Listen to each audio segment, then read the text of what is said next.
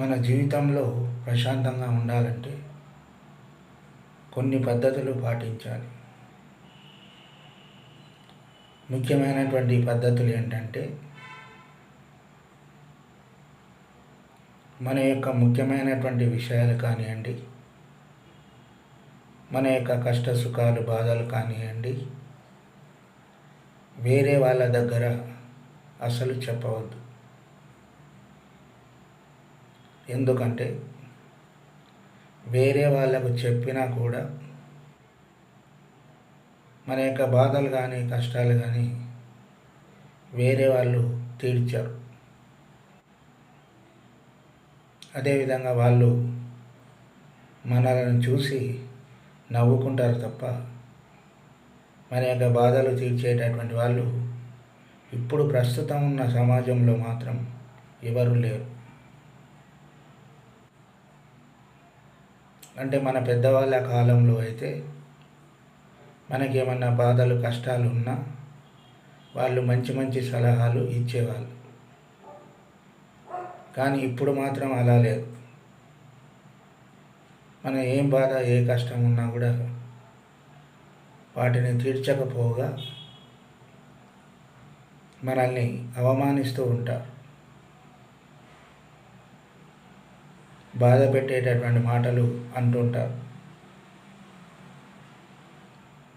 అంటే మనకు కష్టాలు ఇబ్బందులు ఎటుంటావో కానీ వేరే వాళ్ళు అనేటటువంటి మాటలే మనకు మన హృదయాన్ని బాధ పెడతాయి. అందుకోసం మనం వేరే వాళ్ళ దగ్గర చెప్పవలసినటువంటి అవసరం ఏమాత్రం లేదు. అదేవిధంగా ఇంకా కొన్ని విషయాలు ఏంటంటే, మనం కూడా వేరే వాళ్ళ విషయాలు తెలుసుకోవాల్సిన అవసరం కూడా లేదు. అంటే వేరే వాళ్ళు ఎట్లుంటారు, వాళ్ళ యొక్క బాధలు ఎలాంటివి అనేటటువంటిది మనకు అవసరం లేదు. అలా తెలుసుకోవడం కూడా చాలా తప్పే. ఎందుకోసం అంటే ఇప్పుడున్న సమాజంలో ఆతృత ఎక్కువ. అంటే వేరే వాళ్ళు ఇబ్బంది పెడుతుంటే చూసుకొని నవ్వుతారు తప్ప వాళ్ళ యొక్క బాధలను గురించి కానీ ఎవరు పట్టించుకోరు. అందుకోసం మనం కూడా వేరే వాళ్ళ యొక్క బాధలు మనకు అవసరం లేదు. మనం వేరే వాళ్ళకి చెప్పాల్సిన అవసరం లేదు. ఒకవేళ నీకు ఎవరైనా బాధపడుతుంటే, ఎవరికైనా ఏదైనా లేకపోతే ఏదో సహాయం చేయి. నీ దగ్గర ఉంటే సహాయాన్ని అందించు. ఎక్కడ దిక్కులేనటువంటి వాళ్ళు ఉంటే వాళ్లకు నీ దగ్గర ఉండేటటువంటిది అన్నము బట్టను అలాంటివి ఇచ్చి వాళ్ళని ఆదుకో. అంతేగాని వేరే వాళ్ళను మనం ఎప్పుడు కూడా దూషించవలసినటువంటి అవసరం లేదు. ఈనాడు మనకు ఉందాను మనకన్నా తక్కువ ఉన్నటువంటి వాళ్ళను తక్కువగా చూస్తే ఈరోజు మనకు ఉన్నటువంటి ఆస్తులు కానీ అంతస్తులు కానీ చిరకాలం ఎప్పటికీ ఉండవు. ఆస్తి అంతస్తులు అనేటటువంటివి శాశ్వతమైనటువంటివి కావు.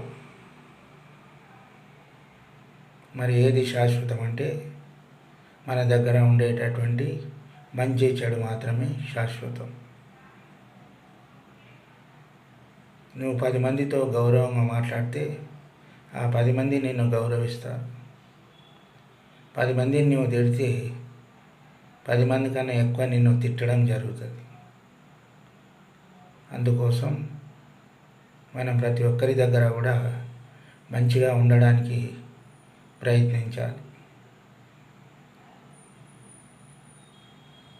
అదేవిధంగా ఆస్తులు డబ్బులు అనేటటువంటివి శాశ్వతమైనటువంటివి కావు.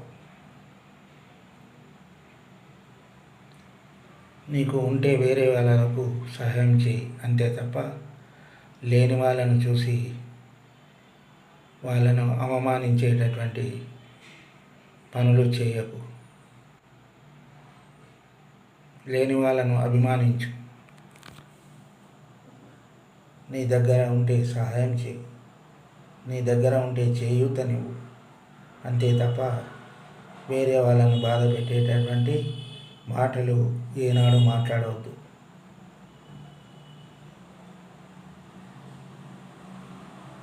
పది మంది దగ్గర మంచిగా మాట్లాడడం నేర్చుకో. ఎవరన్నా బాధపడుతుంటే నీ యొక్క మంచి మాటలతో వాళ్ళ యొక్క కష్టాలను బాధలను పోగొట్టు. అంతేగాని వేరే వాళ్ళను అవమానించేటటువంటి పద్ధతిని మార్చుకో. ఈరోజు నువ్వు వేరే వాళ్ళని అవమానిస్తే రేపు మనల్ని కూడా వేరే వాళ్ళు అవమానించే పరిస్థితి వస్తుంది. అలాంటిది రాకుండా చూసుకునేటటువంటిది మన లోపలే ఉంటుంది. మనం అనుకుంటాం మంచి చెడు అని. మళ్ళీ మంచి చెడు అనేటటువంటిది ఎక్కడ ఉంటుంది? మన లోపలే ఉంటుంది. నోరు మంచిదైతే ఊరు మంచిది అవుతుంది అనేటటువంటి పెద్దల సామెత. అంటే ప్రతిదీ కూడా మన నాలుక. 10 మందితో మంచిగా మాట్లాడితే 10 మంది నిన్ను గౌరవిస్తారు. ఎక్కడికి వెళ్ళినా ఆ గౌరవం అనేటటువంటిది ఉంటుంది. అంతేకాని నాకు అన్నీ ఉన్నాయి, నాకు ఆస్తులు ఉన్నాయి, అంతస్తులు ఉన్నాయి అని చెప్పి ఎవరిని పడితే వాళ్ళను మనం అహంకారంతో మాట్లాడితే మనల్ని ఎవరు కూడా లెక్క చేయరు. అందుకోసం మనం ప్రతి ఒక్కరి దగ్గర కూడా మంచిగా ఉండడానికి ప్రయత్నం చేయాలి. మన యొక్క కష్టాలు బాధలు ఎవరికి చెప్పవద్దు. వాళ్ళ యొక్క కష్టాలు కూడా మనకు అడగొద్దు. మనం ఒకవేళ వాళ్ళు మనం మంచి వాళ్ళని అడిగితే ఆ యొక్క కష్టాలు బాధలు నీకు తీర్చే ఓపిక సహనం ఉంటే తీర్చు.